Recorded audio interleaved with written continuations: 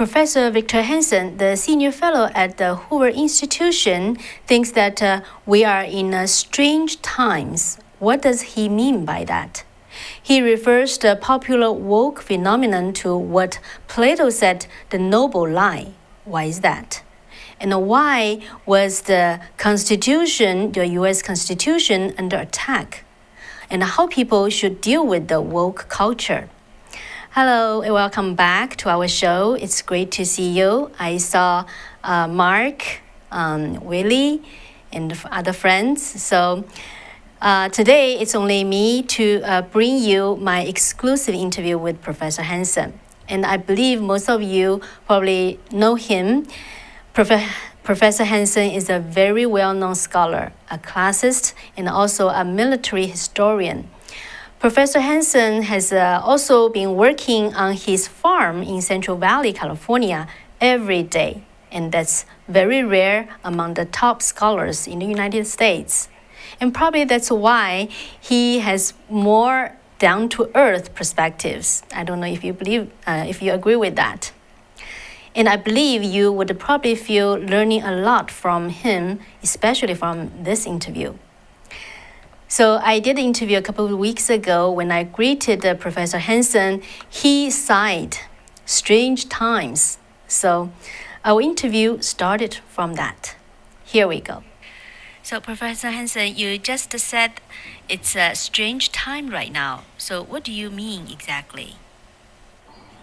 I think we're facing sort of a mass delusionary climate in the United States where a minority of the population, but a very influential and powerful minority that controls Wall Street, the corporate boardroom, professional sports, the university campus, the media, Silicon Valley, has an agenda, and it does not synchronize with reality.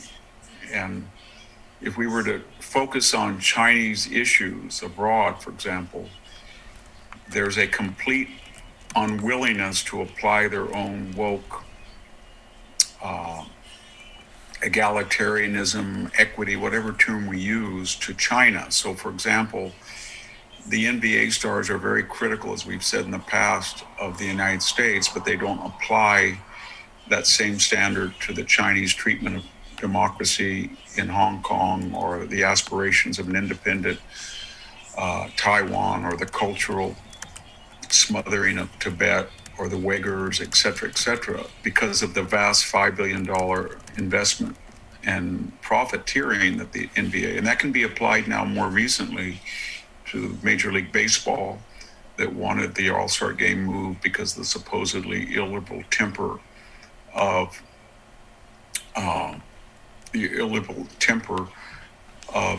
the Georgia state voting laws, and yet Major League Baseball is now following the NBA paradigm in China. And the same thing with the Deltas. Mr. Bastian, who makes $17 million, $70,000 for every working day that he's employed each year, suddenly is the voice of the woke. And if we were going to believe him, that he's so angry about the voting laws, which are much more liberal than Delaware's or New York, or even Colorado, where the Major League Baseball game is to be moved, he's opening new joint ventures with China on airline routes.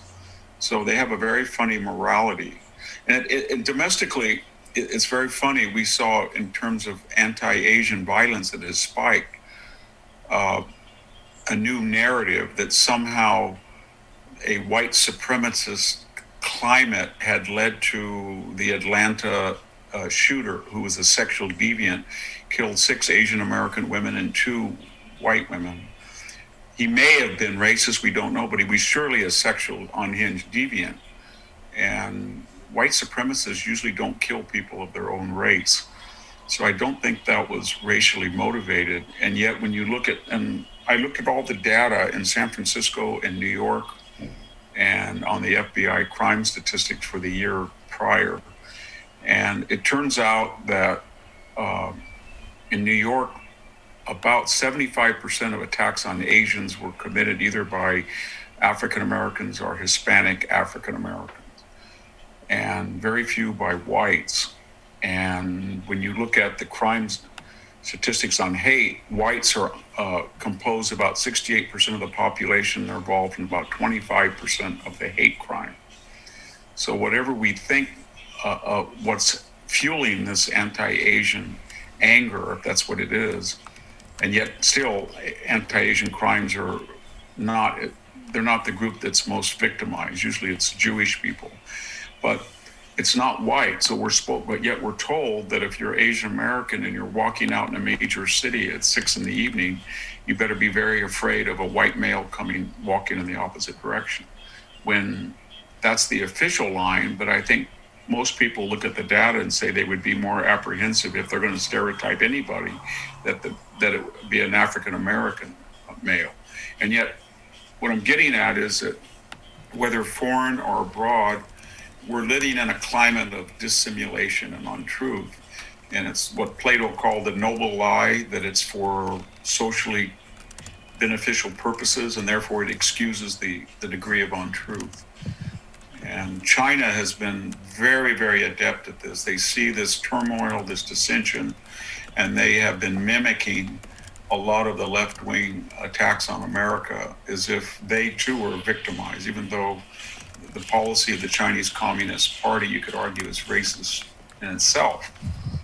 But they're now victimized. I don't know how they can be victimized, but they're playing the victim as they are very aggressive in the South China Sea and in the air over Taiwan, and in their attitude towards South Korea, Japan, the Philippines, and Australia. Yeah, exactly. One question is that it seems the woke phenomenon just all of a sudden becomes so prevalent recently. In your opinion, how did it happen? Well, first of all, I think that the 15 months of lockdown and quarantine and fear of the virus and sudden recession cooped people up, and they made them kind of crazy, stir crazy. Every time when they went out, whether it was a celebration in October for the LA Lakers or after the George Floyd killing, death, when people went out, looted, rioted, protested, or when people are swarming across the borders, the medical community weaponized their protocol and said, this is okay, this is approved, you get an exemption. And that made people very cynical. Then we had an election year where it was very divisive. The voting laws were changed to a degree that 62% of the electorate never happened before in American history. 62% of people did not vote on election day, either absentee or early voting. So there was a perfect storm of events. That's one thing. And the second is that the left, because it does not have a majority of support on the issues that it advances. So, for example, if you look at polls on voter ID, 72% of Americans want them. If you look at the border, 63% of Americans do not want an open border. Down the line, you can see that the left wing of the Democratic Party that's in control does not have majority support, but they look at these crises as opportunities that you never let go to waste. So after the George Floyd and the chaos that followed, they said, well, this happens all the time, even though we knew last year before George Floyd was killed, there were 25 nationwide unarmed people out of 11 million arrests that were killed by the police.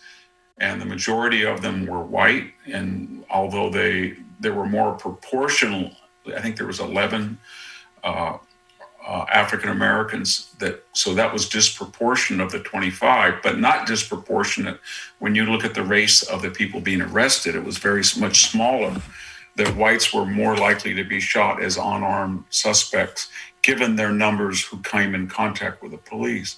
So there was not what I'm getting at, there was not a data bank, empirical evidence that what this terrible policeman did, and I don't want to prejudge him, but the optics were bad. What he did was not systematically representative of all the police. But that was used by the left to make fundamental changes. And what are those fundamental changes? I'll give you a couple examples. This week, admissions applicants were either accepted or rejected at the major universities. And as you know, Asian Americans were overrepresented in terms of their population in the general population, but underrepresented in terms of their qualifications. In other words, if a person was Hispanic or Black with the same test scores and the same GPA as an Asian American applicant, they were admitted, and the Asian American applicant had to have a much higher score. And their argument that the left used was, well, they didn't say it publicly, but the discriminatory argument is there's just too many Asian Americans based on their 8 or 9% of the population. But when you look at today's admissions, 25% of the admissions at Princeton, to take one example, were white. But whites make up 67% of the population. But when you look at the African American and the Hispanic and indigenous people, it's way out of proportion. So this came about as reparatory compensation for George Floyd.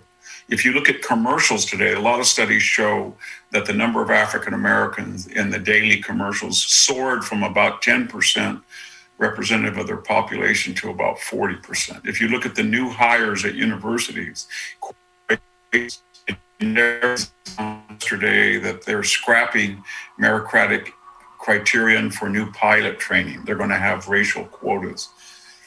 So what I'm getting at is that tragedy was used by the left in a climate of fear and lockdown and quarantine and recession and election angst to pass an agenda that otherwise would have no support.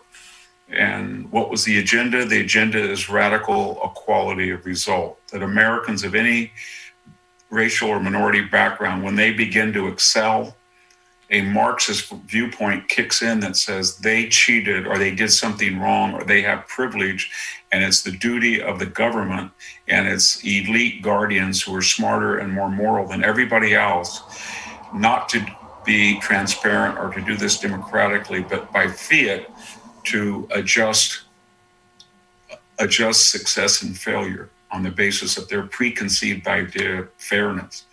And that's where we're in this climate right now. And that's what really woke is, isn't it?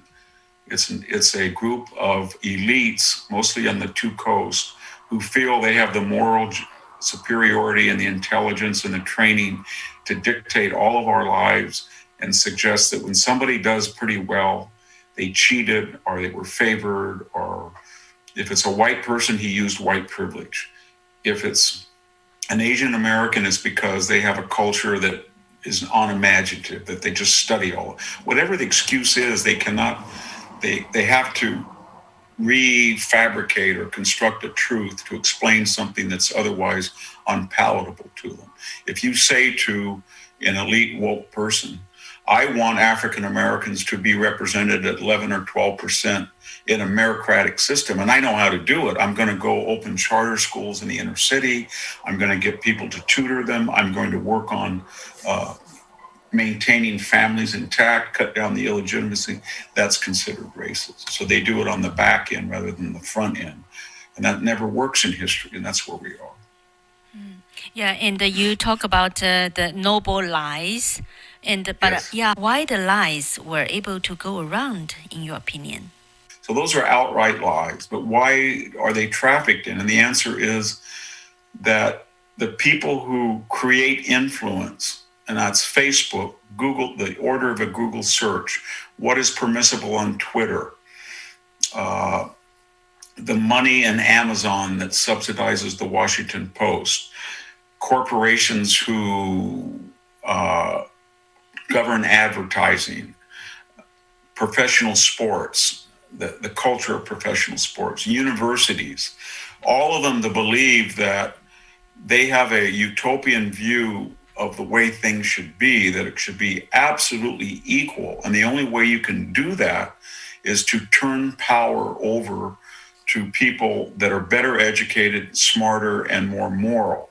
And that's where we get the in the Republic in Plato's Laws, there's a discussion of, well, if the rabble of democracy don't make the right decisions, shouldn't the guardians and the superior people be able to lie and not suffer the consequences? And they say yes. And so that became this notion that the elite have a duty to lie to us, and that's why they lie. So the media says, if we tell the truth about Hunter Biden, this awful racist, sexist, creepy Donald Trump might be elected. That's terrible. So we're going to lie about the laptop for the greater good. That's how they think. But as you know, whether we talk about Stalin or Mao or Hitler, all of these people said the same thing, that they couldn't trust the people. They know what's good for them, and they're going to lie and deceive them. And if anybody speaks up, they're going to be the nail that gets hammered down.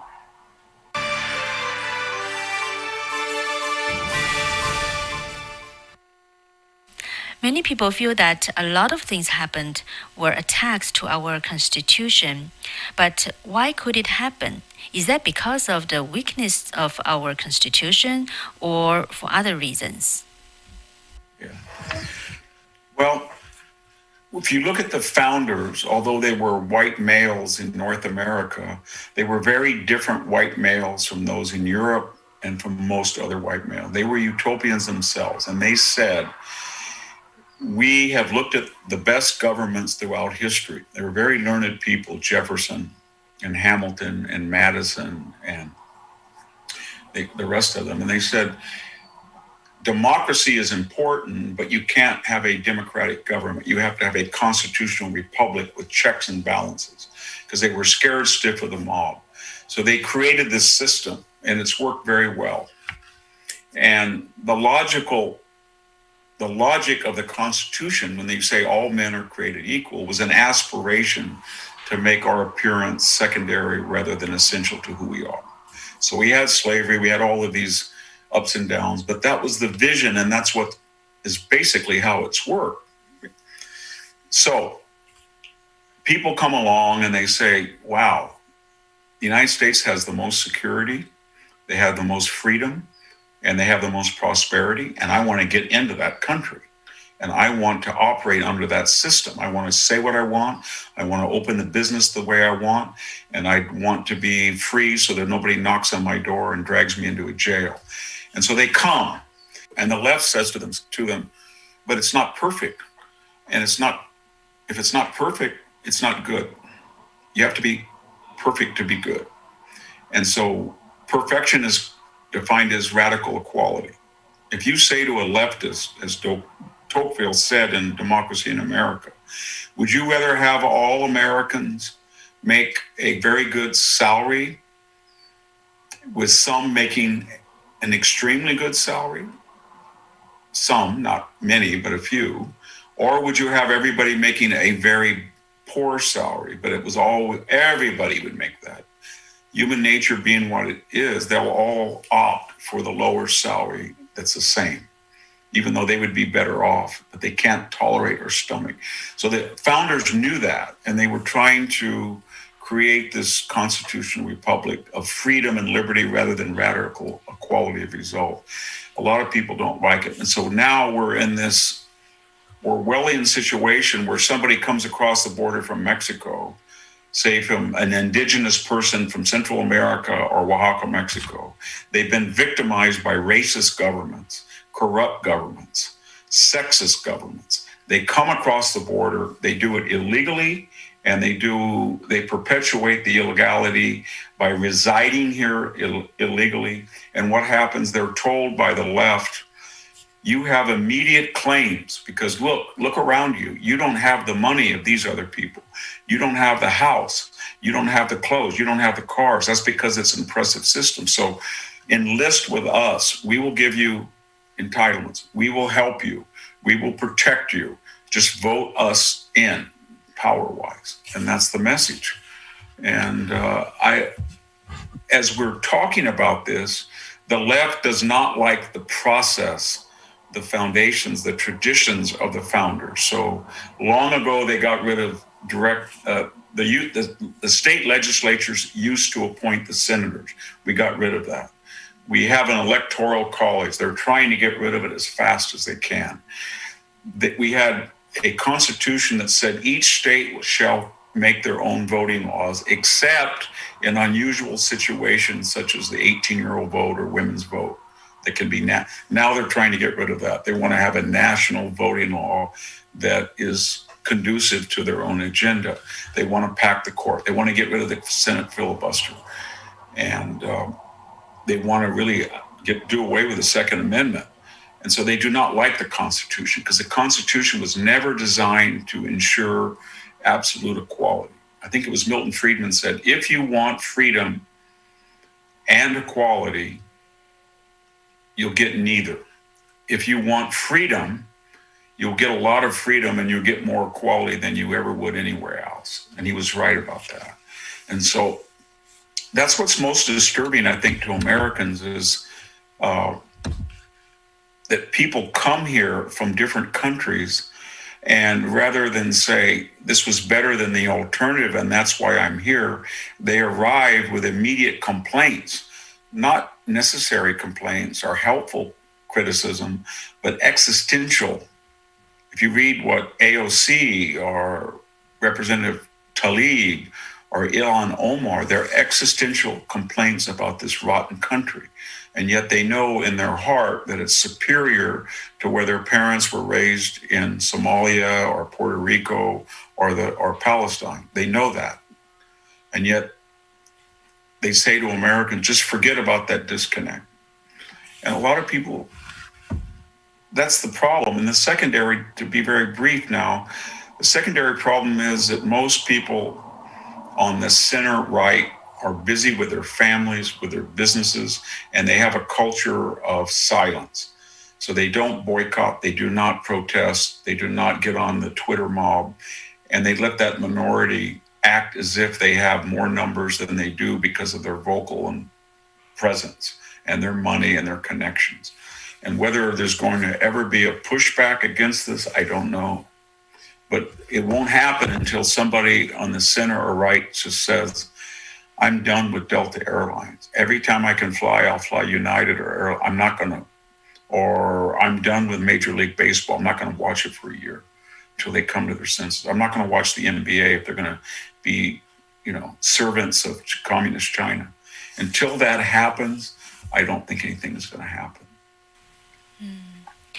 So according to what you said, it seems that the leftists started to attack the Constitution quite a long time ago. On the other hand, I just saw some poll recently saying that in America, people who are religious are only a little bit over like 52. Yeah. So do you think, what does this do? How does that relate to what's happening? Well, the founders were very worried, and many of them, although they were products of the Enlightenment, Jefferson, to take one example, they were probably not Christian in the devout sense, but they used a term called deist, D-E-I-S-T, from the Latin word deus and the Greek word deos for God. And what they meant by that was, even if you were not Christian, you should have a majority religion, in God we trust, or whatever it was, because that religion allowed the people to have a moral code that was superior to what a government could create, because it was transcendent, based on eternity, God-given rights. All men are created equal or born equal. Okay, so if you create a system where people have a lot of affluence and they have a lot of leisure and they have a lot of freedom and they have a lot of security, human nature being what it is, what do they do with all that largesse? Do they do what Hunter Biden does? Do they get coked up? Do they bring prostitutes? Do they film themselves? Think it's neat? Do they listen to music that talks about killing police or degrading women? Do they just go down to the mall and hang out all day? So what the founders knew was that you have to have brakes on your appetite not to do what is otherwise legal in a society where there is not going to be the corruption of the Middle East or the totalitarianism of the Soviet Union or of China, or the racism that you see in both the former South Africa, but also tribal racism in today's Africa. So if you eliminate all those things, which you should do, you have to do, then it's incumbent upon the citizen to say, I'm going to follow my own code of morality. I'm going to work hard. I'm not going to abuse the system. And I'm not going to do that because I don't want to shame my family. I don't want to embarrass my community. I have neighbors that I respect, and I don't want them to think less of my children. I don't want to go to hell, whatever the prompt is. But take away the community, take away two parents, take away any reverence for the past or tradition, tear down statues, rename streets, obliterate a name on a school, and then become an atheist. And there's no check on your appetites. And that's what terrified the founder. They didn't think their system was perfect. They just felt that there are a lot of alternatives, statism, monarchy, dictatorship, and this was the best they could come up with, given that we're flawed. We come into the world flawed and full of sin. Mm-hmm. So how do you think people should deal with this current situation? I think that to fight what's going on, we have to be honest about what's happened in America. The new left is not oppressed. The new left is composed of very, very wealthy people who were very fortunate under globalization. They had the skills, whether it's Silicon Valley or professional sports or the universities that open campuses all over the world, whatever the professional classes did, the Bill Gates, the Jack Dorseys, the Mark Zuckerbergs, the Michael Bloomberg in communications. There is a level of wealth in the United States that's absolutely staggering. We've never seen anything like it. And the influence that's commensurate with it is staggering, and it's left wing. They feel that they're not subject to the ramifications of their own ideology, so they'll put their kids in private school, but no private school for anybody else, no charter school, teachers unions for everybody else. They'll have a big wall around their Palo Alto estate, but no wall down the border. That's retrograde. So they're hypocrites. And then they romanticize the poor, and they love the poor, and they fight for the poor in the abstract. They don't live with them. Their children don't go to school with them. They don't ask them out to dinner. And that's who is driving the Democratic left. It's the very wealthy. And it's easy to determine. You just look at the zip codes of voting districts or the per capita income of blue states. And in the middle is the working classes. And they can be the lower middle class, the middle class, or the upper middle class. But these people still believe that, your own character is your destiny. And that's the new Republican, and that's different. The Republican Party used to have a lot of golf elites that were kind of snobby, waspy, but that's over now. And Trump kind of nailed the coffin shut on it. So what I'm getting at is that this new, I think, Republican conservative movement is replacing class by race, and they're saying to everybody, we don't really care what you look like, because if you're Mexican and you're in Fresno, Mexican American, what good does it do you to vote for the party of Mark Zuckerberg when your gas is $4 a gallon in April and your power bill is sky high and you've got a stupid $14 billion defunct high-speed rail skeleton across your skyline, and your schools are dangerous, and your criminals are not going to jail after they commit felonies. So that's the message. And I think that's what's scaring the left right now, that if you talk about class and that the middle classes, all different gradations of them, have a lot in common, and that transcends how people look, that's a revolutionary idea. And that's why they get so angry when Cubans 50% or so vote for Donald Trump in Florida. Or they're angry now that 38% of Hispanics, 36 of 38, voted for Trump.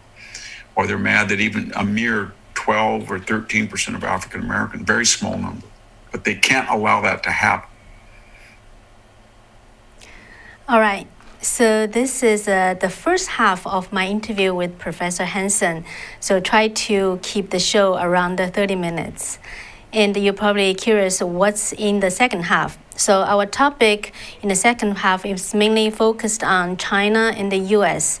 We talked about Professor Hanson's viewpoint on the China policy by both the Trump administration and the Biden administration, and on Taiwan issue, and how the CCP takes advantage on the woke phenomenon in the United States, as well as Professor Hanson's suggestion on how he thinks people should do at this time. So keep an eye on our channel. I know a lot of friends told us they do not get the notice from YouTube about our channel anymore. So you can try this, unsubscribe and then subscribe again. And usually it works, and hopefully it works. So will we end with a joke? I will try again because I got quite good feedbacks from last time. So I will try again. And also I will teach you another 2 Chinese words because some of our friends suggest that Cathy should, teach you guys more the Chinese words. So today I'm gonna, at the end, gonna teach you 2 beautiful words. So you want to wait until the end. All right, so actually last time the story I told basically is about cultural difference and especially, by the new immigrants. So, United States is a country of immigrants, and it's not shameful when the new immigrants have things to learn, right? And I got echoes from a friend like Liz. She said she actually could relate to what I told last time about the immigrants since their family came to the United States many, many years ago, and her mother did not master the English language very well. And so usually Liz had to rescue her. And looking back, actually, it gives a good laugh. And at that time, it was embarrassing. But I don't think this would create any, racism, right? So actually, United States is a country of immigrants, and it's a growing process. And when it can bring us a laugh, I think it makes our life actually more fun, right? All right, so this story, I'm gonna, tell the story about Jimmy. Okay, that Jimmy is the man in Wei's jokes. So, but this story, Wei had never told about it. So I'm gonna tell you.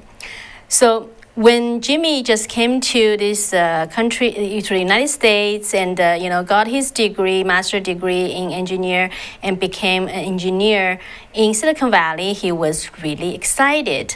And after he got first salary, he was like, I'm gonna just buy gifts for all my relatives in China, especially her younger sister.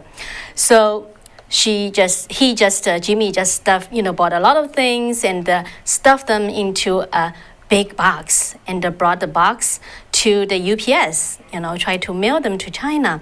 And then the mailman asked him, what's inside this box, right? We have to know. And Jimmy said, oh, just a snake. And the mailman was like so surprised and said, what? Snake? And Jimmy said, yeah, just snake. And the mailman said, are you sure? It's a big snake then. And Jimmy said, just snake. And eventually, Jimmy just had to open the box, and then the mailman said, what's inside? The potato chips, the popcorns, the beef jerkies, those are snacks. All right, So, learning language is always a little bit challenge. So that's how, we grow, right? So next, I'm gonna teach you 2 Chinese characters. Beautiful words. Let's have our DJ put it up on the screen. So I'm gonna teach you what's the Chinese characters for the United States or America. All right, so do you see that? The picture, can we show that? Okay, all right, so you see 2 characters, and that stands for the United States, all right, or America. So in Chinese, it's said, how to pronounce it, called 美国. Can you follow me? 美国. And actually, 美 means, in Chinese, means beautiful. And 国 is country. So actually, 美国, the United States, in Chinese, the meaning is the beautiful country. Do you like that? So beautiful country is 美国. Can you follow me? 美国. All right, so the first time we taught you is 自由, right? Liberty, freedom. 美国. So it's 美国 is a beautiful country. And let's remember that. 美国, 自由, beautiful country. The United States is a beautiful country with liberty and freedom.